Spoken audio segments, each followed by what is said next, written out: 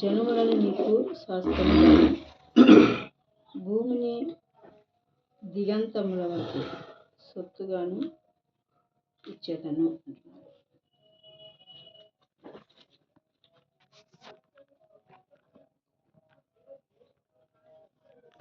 దేవుడు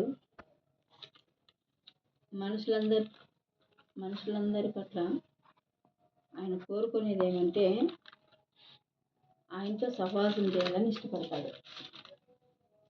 ఆ సహవాసమే ప్రార్థన. ఇక్కడ ఈ వచనంలో ఏముందంటే నన్ను అడుగుము అంటున్నాడు. నన్ను అడుగుము అంటూ ఆయన ఏం చెప్తున్నాడంటే జనములను అడుగుమని చెప్తున్నాడు. ఏమడగాలంట? జనములను అడుగుము అంటున్నాడు. ప్రార్థన అనగానే మనము ఎక్కువగా కోరుకునేది మనకు అవసరమైన సౌకర్యాల కోసము, పోషణ కోసము, ధరించే దానికోసము, జీవనానికి సంబంధించినవి ఎక్కువగా అడుగుతుంటాం మన ప్రార్థనలో. మత్తయి సువార్త 6:30 చూస్తే పైనుంచి ఇంకా కొన్ని వచనాల నుంచి చూస్తే ఏమి తిందుమా, ఏమి త్రాగుదమా, ఏమి ధరించుకుందామా అని మీ శరీరం గురించి, మీ ప్రాణం గురించి, మీ దేహం గురించి మీరు చింతించవద్దు. అవన్నీ మీకు కావాల్సినవని మీ పరలోకపు తండ్రికి తెలియను. అంటే దాని అర్థం ఏమంటే తిని త్రాగి ధరించుకునే దాని గురించి మీరు ప్రార్థించని అవసరం లేదని దాని అర్థం. మరి ఎక్కువగా పట్టుదలగా దానికోసమే ప్రార్థన చేయాల్సిన అవసరం అయితే లేదని దాని అర్థం. ఎందుకంటే ఆల్రెడీ దేవుడు అప్పుడే అవన్నీ ఇచ్చేసినాడు మనకి. ఒక విధంగా మనం ఆలోచిస్తే ప్రతి మనిషి కూడా ఉదయం లేవగానే లేచింది మొదలుకొని రాత్రి పండుకునే వరకు ఏం తినాలా, ఏం త్రాగాలా, ఏం ధరించుకోవాలా అనే దాని అంశం కొరికే పాటుపడతారు, ప్రయాసపడుతుంటారు, పని చేస్తుంటారు, పని కలిగి ఉంటారు. అదే మెయిన్ టార్గెట్ కలిగి తమ జీవితాన్ని కొనసాగిస్తుంటారు, కాలం గడుపుతుంటారు. దినాలు, సంవత్సరాలు, నెలలు గడిచిపోతాయి. జీవితం అంతా అలాగే గడిచిపోతుంది. కానీ ప్రభువు అంటుంది అంటే అవన్నీ మీకు ఇచ్చేసినాను ఆల్రెడీ. మీరు వాటి గురించి మీరు ఇంకా ప్రయాసపడవలసిన అవసరం లేదు. తర్వాత నన్ను అడగవలసిన అవసరం కూడా లేదు. ఎందుకంటే మీ అక్కర్లన్నీ ఎరిగి మీకేం అక్కర కలిగి ఉన్నావు అని నేను ఇచ్చేసినాను. వాటిని మీరు అడగవలసిన అవసరము లేదు. అయితే ఏం నన్ను అడగాలి? మీరు అడగవలసినవి ఏమి అని అంటున్నాడంటే ఈ కీర్తనల గ్రంథంలో 2వ అధ్యాయం 8వ వచనంలో పరిశుద్ధాత్మ దేవుడు పలుకుతున్న మాట ఏమంటే నన్ను అడుగుము, జనములను నీకు స్వాస్థ్యముగా ఇస్తాను అంటున్నాడు. ఏం అడగమంటున్నాడు? జనములను అడగాలంటున్నాడు. జనములను అడగాలంట, మనుషులను మనం అడగాలంట. తర్వాత భూమిని దిగంతముల వరకు సొత్తుగా ఇస్తాను అంటున్నాడు. భూమి దిగంతముల వరకు. భూమి దిగంతలం అంటే మొత్తం భూగోళం అంతా పైన కింద ఆ సైడ్ ఈ సైడ్ మొత్తం అంతా దిగంతమే. అదంతా అడుగు, ఇస్తా నీకు. అంతేగాని ఇచ్చినవి అడుక్కుంటుండొద్దు. ఇచ్చినవి అడుక్కుంటుండడం వలన ప్రయోజనం ఏందో మీకు ఒక చిన్న ఎగ్జాంపుల్ చెప్తా. తండ్రి తన కుమారునికి పొద్దున పోయి సాయంత్రం ఇంటికి వచ్చేతాడు. వాడికి ఏమేం కావాలో అన్నీ తెచ్చేస్తాడు. ఇంట్లోకి తెచ్చేసి పెట్టింటాడు రెడీగా. వాడు ఏం తింటాడో, ఏమి అవసరము, మనకి ధరించేది ఏమి, మనకు కావాల్సిన అక్కర్లన్నీ ఏమేమని తల్లిదండ్రులకు తెలుసు కాబట్టి తెచ్చిపెట్టింటాడు ఆల్రెడీ. తెచ్చిపెట్టినవి తింటూ తాగుతూ ధరించుకుంటూ కూడా మళ్ళా అవేవే అడుగుతున్నాడు అనుకో. వాడు ఏమంటాడు? తండ్రి తెచ్చినాను కూర ఇంట్లో ఉండే తీసుకోపో అంటాడు. మేము తెప్పించుకోపో అంటాడు. లేదని మళ్ళీ నాకు అవే కావాలన్నాడు. ఉండైపోయి ఇంట్లోనే మేము ఆడబెట్టింది తీసుకోపో అంటాడు. 2 సార్లు 3 సార్లు, 4వసారి ఏమవుతుంది? చిరాకు అవుతుంది. ఎందుకంటే ఆల్రెడీ తెచ్చి పెట్టినాడు. మళ్ళీ తేవాల్సిన అవసరం లేదు. తెచ్చిన వృధా, వేస్ట్. కాబట్టి దాని గురించి వాడు అడగకూడదు పిల్లోడు. వేరే అడగొచ్చు. వేరే అడిగితే లేనివి అడిగితే ఆయన ఇచ్చేకి రెడీగా ఉంటాడు తండ్రి.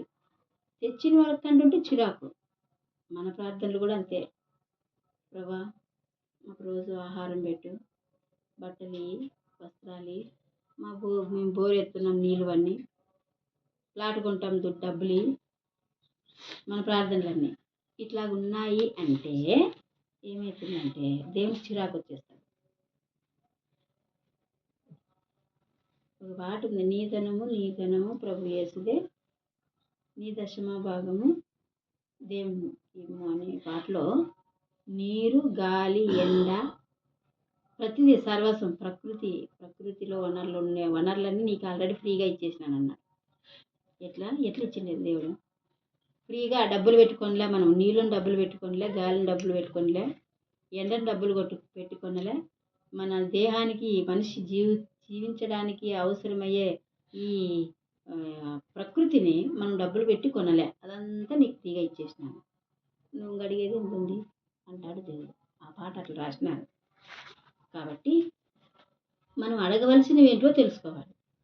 అడగవలసినవి ఏంటి అని చెప్తున్నానంటే జనములను అడుగుము. ఎందుకంటే జనములు అనేవాళ్ళు చాలా ప్రాముఖ్యమైన వాళ్ళు మనుషులైన వాళ్ళు ఒకరి విజ్ఞాపన ప్రార్థనల వలన రక్షింపబడే అవకాశం ఉంది. ఒకవేళ ప్రార్థన చేయకపోతే వాళ్ళు తప్పిపోయే అవకాశం కూడా ఉంది. ఎక్కడ తప్పిపోతారు? వాళ్ళు చనిపోతే నరకానికి వెళ్ళిపోతారు. ఆ నరకానికి వాళ్ళు వెళ్ళకూడదంటే వాళ్ళ కోసం ప్రార్థించే వ్యక్తి కావాలా దేవునికి. ఒకసారి మోషే, మిరియాం, అహరోను మీద దేవుడు కోప్పడినప్పుడు మోషే ఏం చేసినాడంటే ఆయన సన్నిధిలో నిలిచి అడ్డుపడేను అని రాస్తాడు వాళ్ళిద్దరి గురించి. తర్వాత ఇజ్రాయెల్ ప్రజలను ఐగుప్తు దేశంలో నుంచి కనాన్ దేశానికి నడిపించే ఆ సందర్భంలో కూడా జనాల మీద దేవునికి విసుకొచ్చి వీళ్ళందరినీ తుడిచేస్తాను, నాకు చాలా కోపం పుట్టిస్తున్నారు, నన్ను విసిగిస్తున్నారు, నా మాటలు, నా అద్భుత ఆశ్చర్య కార్యాలను చూసి కూడా నన్ను నమ్ముకోకుండా వీళ్ళు ఇట్లాగే ప్రయాణం కొనసాగిస్తున్నారు, వీళ్ళందరినీ నేలమట్టానికి తుడిచేస్తానని దేవుడు కోపగించుకుంటాడు. అయితే మోషే అహరోను ఇద్దరు దేవుని సన్నిధిలో నిలిచి అడ్డుపడినారని రాస్తాడు కీర్తనల గ్రంథంలో. ఏమని అడ్డుపడినారు? ప్రభువా, వాళ్ళు నువ్వు తుడిచేసేది క్షణం మాత్రమే, ఒక క్షణంలో అయిపోతుంది నువ్వు తలుచుకుంటే. అట్లా తుడిచివేయడం ద్వారా అన్యజనులైన వాళ్ళు వాళ్ళ దేవుడు వాళ్ళని ఐగుప్తు దేశంలో నుంచి అడవిలోకి దొరుకుని చంపేసినాడు ఆ దేవుడు. అట్లా మనుషులు చంపేసినాడే కానీ తిరిగి కనాన్ దేశానికి దొరికిపోతానన్న దేవుడు కనాన్లోకి చేర్చలేకపోయినాడని నీ నామానికి అవమానం వస్తుంది కానీ మహిమ రాదు. కాబట్టి నువ్వు మా ఇచ్చిన నీ మాట నిలబెట్టుకోవడానికి వాళ్ళని బ్రతికిని, నీ మాట, నీ వాగ్దానం నువ్వు నెరవేర్చు. అట్లా చేయుట ద్వారా నీ నామానికి మహిమ కలుగుతుంది ప్రభువా అని మోషేను అహరోను దేవుని సన్నిధిలో నిలిచి అడ్డుపడినట్లు మనము చరిత్రలోను అలాగే కీర్తన గ్రంథంలో ఒక వచనం కూడా అలాగూ వ్రాయబడింది. ఎందుకు ఈ మాట చెప్తున్నానంటే జనములకి ఉన్నటువంటి విలువ తిని త్రాగి ధరించే సౌకర్యాలకి లేదు. ఎందుకంటే విలువ ఉంది, వాళ్ళకి ఇచ్చేసినాడు, దాన్ని అడగాల్సిన అవసరం లేదు, దేవుడు దాన్ని అడగమని చెప్పడం లేదు. అయితే జనాలను అడగడం నేర్చుకోవాలి, అది ప్రాముఖ్యమైనది. ఒకవేళ నువ్వు వారి కోసం ప్రార్థించకపోతే వారి నరకంలోకి వెళ్ళే అవకాశం ఉంది. కాబట్టి వాళ్ళను అడుగు, నీకు స్వాస్థ్యంగా ఇస్తాను అంటున్నాడు. ఎట్లా ఇస్తాడంట? స్వాస్థ్యం, ఆస్తి. అందుకని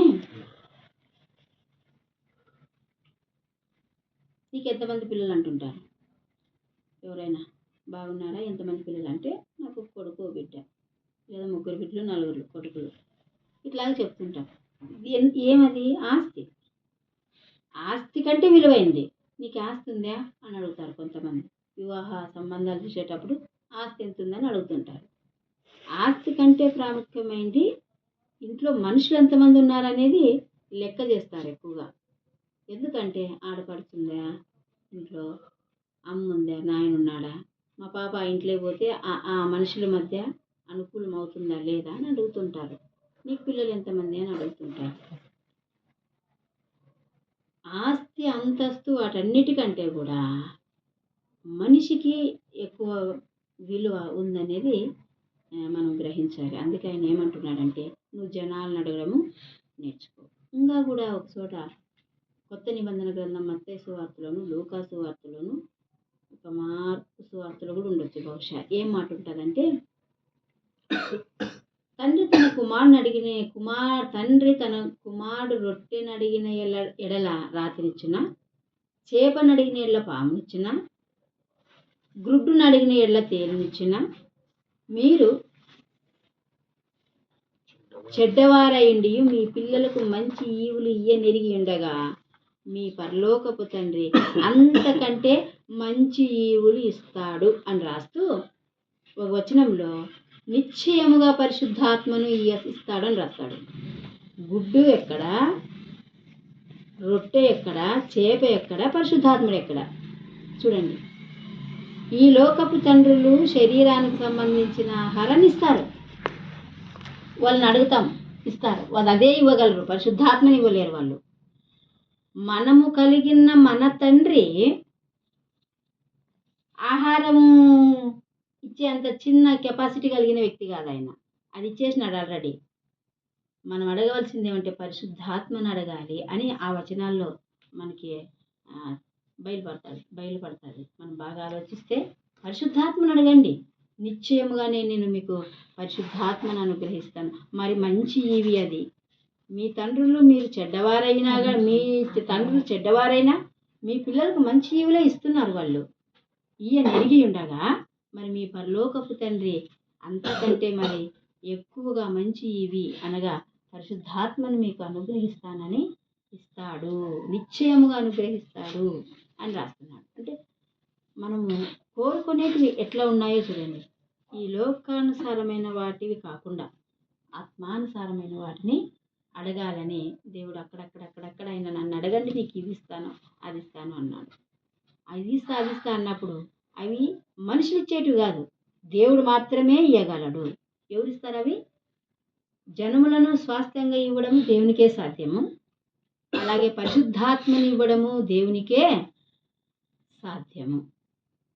కొలస్సీ పత్రిక 3వ అధ్యాయము లేదా 4వ అధ్యాయం 3వ వచనం, 3వ అధ్యాయం 4వ వచనం. బుద్ధి జ్ఞానము సర్వ సంపదలు ఆయన యందు గుప్తమై ఉన్నది అని రాస్తాడు. ఇప్పుడు రావచనం చెప్పేమా, కొలస్సీ 3:4, 4:3.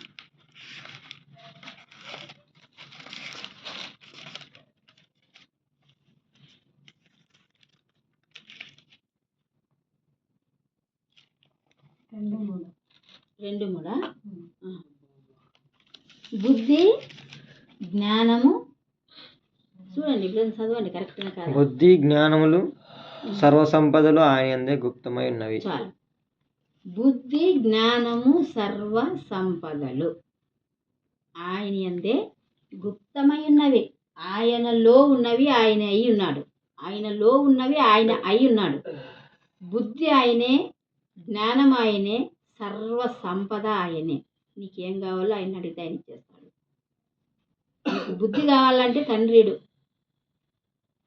జ్ఞానం కావాలంటే తండ్రి ఇలేడు, సర్వ సంపదలు కావాలన్నా ఇలేడు, కొంచెం ఇస్తాడు. ఆయనకి ఎంత ఉందో అంతే ఇస్తాడు, అంతా ఇలేడు. తండ్రి అయినా కూడా మన నాయన అయినా కూడా మనకి ఆయనకి ఎంత ఉందో ఏదుందో అదే ఇవ్వగలడు, సర్వ సంపదలు ఇలేడు.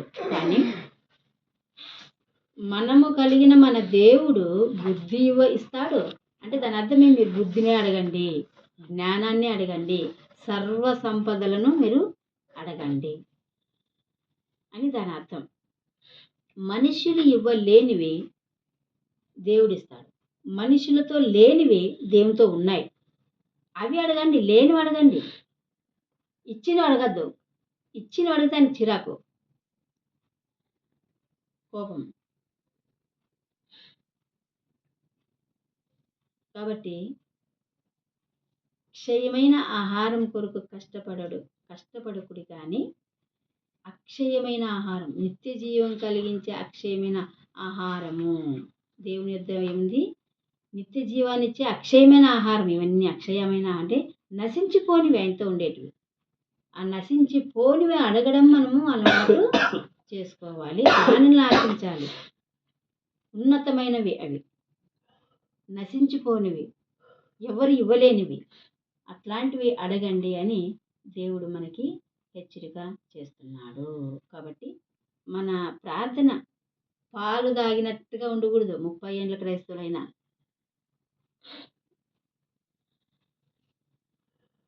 30 ఏండ్ల క్రైస్తవులైనా ఇంకా చిన్న చిన్న ప్రార్థనలే చేస్తుంటారు.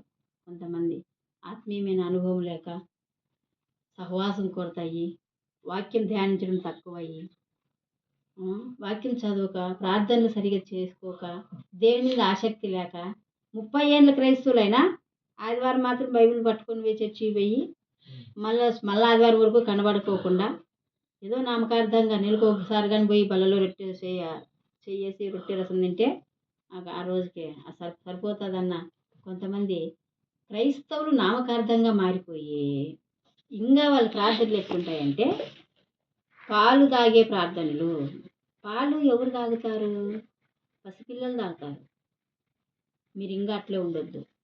మీ వయసు పెరిగే కొద్దీ, అంటే ప్రభువుని నమ్ముకొని మీరు దినాలు ఎక్కువ ఏండ్లు జరిగే కొద్దీ మీ ఆత్మీయత పెరిగినప్పుడు మీ ప్రార్థనలు కూడా పెరగాల. కొత్తగా నమ్ముకున్న వాళ్ళు చిన్న చిన్న ప్రార్థనలు చేస్తారు. ఆహారమి, వస్త్రమి, మాకు ఆ ఎక్కలు తెచ్చి ఈ ఎక్కలు తెచ్చి అని అడగొచ్చు, అందులో తప్పు లేదు. కొత్త ప్రార్థనలు అవి. కానీ వయసు మీరే కొద్దీ మన ప్రార్థనలు పాలు తాగిన చిన్న పిల్లల ప్రార్థనలు చేయకూడదు. పెద్ద ప్రార్థనలు చేయాలి. పెద్ద ప్రార్థనలు అంటే ఈ పాలు తాగే పసిపిల్లల్లాగా ఆడుకోకుండా వయసు వచ్చిన పెద్దవాళ్ళలాగా పెద్ద ఆలోచనలతో మనం ప్రార్థనలు చేయడము అనుభవం రావాలి. అది ఎదుగుదల అంటారు దాన్ని.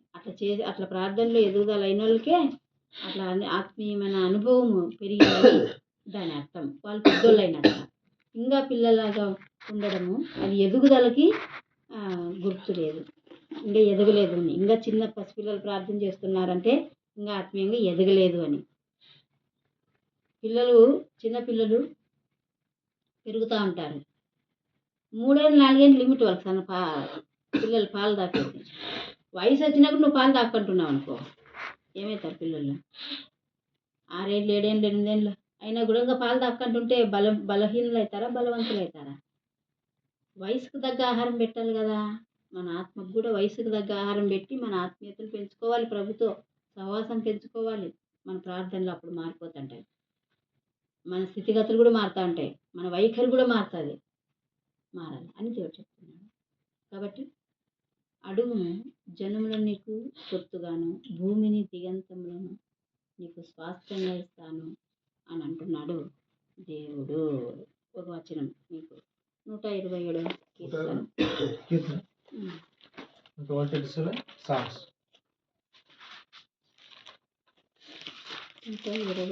కీర్తన 127. యెహోవా చెప్తా వచనం చెప్తా.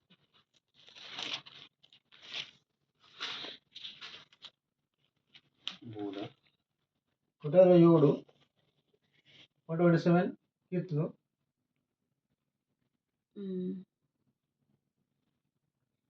6వ వచనం. 6వ వచనం 5వ వచనం. యవన కాలమందు పుట్టిన కుమారులు బలవంతుని చేతిలోని బాణముల వంటి వారు. యవన కాలమందు పుట్టిన కుమారులు బలవంతుని చేతిలోని బాణముల వంటి వారు. ఈ మాట ఎందుకు తీస్తున్నానంటే, ప్రభువుని నమ్ముకున్న మనము, మన పిల్లలు యవన వయసు వచ్చినప్పుడు నాకెందుకులే అనుకుంటారు. ఇప్పుడే నాకెందుకు, నేను మా నాయనకడికి ముసలోడు అయినాక బాప్తీసం తీసుకొని సేవ చేస్తానంటారు. ఆ వాక్యానికి ఇది అంత లింక్ లేకపోయిండొచ్చు. కానీ నేను చెప్పదలుచుకున్న ఈ మాట ఎందుకంటే, మనము మన వయసు ఉండగానే మన ప్రభువు కోసం సేవ చేయాల, ప్రార్థన చేయాల, ఆరాధన చేయాల, అనుభవం రావాలా, సేవ చేయాల, దేవుని సేవ చేయాల. నలుగురికి జనములను స్వాస్థ్యంగా అడుగు అంటే దాని అర్థం ఏమిటి? సువార్త సేవ. అది సువార్త సేవ చేస్తేనే స్వాస్థ్యంగా ఇవ్వబడతారు జనాలు. ఆ ప్రయాస ఉంటుంది. కుమారులు రావాలంటే, ప్రజలు ప్రభు సన్నిధికి రావాలంటే ఆ ప్రయాస ఉంటుంది. ఆ ప్రయాస ఎప్పుడు చేసేదంటే యవ్వన కాలంలోనే చేయడం మొదలుపెట్టాలి. పసిపిల్లలుగా ఉన్నప్పుడు అంతగా చేయలేము, ముసలులైనా కూడా అంతగా చేయలేము. ఏ వయసులో పనులు బాగు చేసుకుంటామంటే యవ్వన కాలంలో పని బాగా చేసుకుంటాం. కొంతమంది చెప్తుంటారు పాయం ఉన్నట్లే అంత ఎంతో కూడిపెట్టుకుంటే ముసలోళ్ళు అయినాక పిల్లలకి నీకు అందరికీ సమృద్ధిగా అవుతుంది. పాయంలోనే నువ్వు ఏది కూడిపెట్టుకోకుంటే రేపు పొద్దున పిల్లలకి ఏం ఆధారం చేస్తావు, నీకేం ఆధారం ఉంటుంది అని చెప్తుంటారు పెద్దలు. ఈ లోక సంబంధమైన నీ జీవనోపాధికే అంత జాగ్రత్తకరమైన మాటలు పెద్దలు చెప్తున్నప్పుడు మనం వింటున్నప్పుడు దాన్ని పాటిస్తున్నప్పుడు ఆత్మీయమైనటువంటి దేవుని కార్యాలు ఎప్పుడు చేయాలా? ముసలిళ్ళని బాప్తిసం తీసుకుంటావా? నిష్ఠగా ఉంటాను అప్పుడైతే నిష్ఠ ఉంటావని. అప్పుడు కానీ ఎట్లా వస్తుంది నిష్ఠ? ఇప్పటి నుంచి రావాలా. మొక్కై వంగితే రానే వంగుతుంది. మొదటి నుంచి నిష్ఠగా ఉంటేనే ముసలిళ్ళైనా కూడా నిష్ఠ ఉంటుంది. నిష్ఠగా మనసుకి నిష్ఠ. వయసు పిల్లలు ముసలిళ్ళని తేడా ఏమి ఉండదు. మనసుకి నిష్ఠ ముసలిళ్ళైనా నిష్ఠగా ఉంటారు అనే గ్యారెంటీ కూడా ఏమి ఉండదు. మనిషి ఎక్కడైనా పారిపోతుంటుంది, ఎన్ని లోకాలైనా తిరిగి వస్తుంది. ఆ మనసు పాప ప్రపంచానికి వెళ్ళొస్తుంది, పరిశుద్ధ ప్రపంచానికి కూడా వెళ్ళొస్తుంది. దానికి హద్దు ఏమి ఉండదు. కాబట్టి యవ్వన కాలంలోనే ఏం చేయాలా? యెహోవా కాడి మోసేకి మనము జాగ్రత్త పడాలా. యెహోవా కాడి మోయడానికి ఇష్టపడాలా. పాయంలోనే స్వాస్థ్యాన్ని సమకూర్చుకోవాలా, జనములను సమకూర్చుకోవాలి. అదే మన ఆస్తి. ప్రార్థనలు విజ్ఞాపనలతో మోకాళ్ళుంచి దేవునితో సహవాసం చేసి సువార్త సేవ చేసి ప్రజలను మనం సంపాదించుకోవాలి. యవ్వన కాలంలోనే మొదలుపెట్టి జనములను స్వాస్థ్యంగా అడిగితే ప్రభు మనకి ఇస్తాడు. ఎందుకు యవ్వన కాలంలో అంటే బలవంతుని చేతిలో బాణములు వంటి వారు. బాగా తెగే కొడువులైతే ముందు పోతాం. వరిమడి కోసేటప్పుడు, కందికాయ కోసేటప్పుడు, కొరగెడ్డు కోసేటప్పుడు మొద్దుకోళ్ళని చేతిలో పట్టుకొని ఎంత బలవంతుడైనా ముందు పోవాలంటే పోవాలా? బాగా అనుభవం ఎక్తైనా కూడా కోత పని చేసే వాళ్ళు బాగా అనుభవమైన వాళ్ళు కూడా మొద్దుకొడుగులు పట్టుకుంటే ముందు పోలేరు, విరివిరి. అంతేకాదు ఇంకా ఒక ఎగ్జాంపుల్, మొద్దుగొడ్లు పెట్టుకొని అనుభవన్నోడైనా మొద్దుగొడ్లు పెట్టుకొని కట్లు కొట్టమంటే దండగా కొట్టగలరా? కొట్టలేడు, అలసిపోతాడు, చెయ్యి అలసిపోతుంది ఎంత అనుభవం ఉన్నా కానీ. చేతిలో గొడ్లు ఎట్లుండాలా? బాగా పదునుగా ఉండాలా. అప్పుడు పని సులువుగానే జరుగుతుంది, ఎక్కువగానే జరుగుతుంది. అట్లా యవనస్తులు దేవుని సేవ చేసి మోకాళ్ళ ప్రార్థన చేసి దేవుని సేవ చేసేది మొదలు పెట్టినప్పుడు విస్తారమైన పని జరుగుతుంది.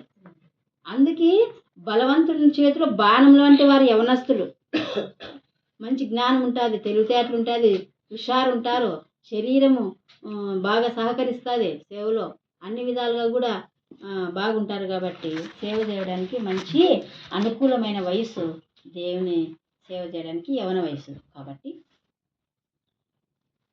యవన కాలమందు పుట్టిన కుమారులు బలవంతుని చేతిలో బాణములు వంటి వారని దేవుడు చెప్తున్నాడు. ఆ వయసులో దేవుని పని చేసి జనములను మనం సొత్తుగా స్వాస్థ్యంగా భూదిగంతముల వరకు కూడా జనములను సంపాదించి దేవునికి మహిమ తెచ్చే వాళ్ళంగా ఉండాలి. ప్రభు కోరుతున్నాడు జనములను అడగమని. మనం జనములను అడగాలి. అడిగిన వారిని సంపాదించడానికి దేవుని పని కలిగి ఉండాలి. అది యవ్వన కాలంలో చేయడము బహు మంచిది. దేవుడి మాటలు దీవించను కదా.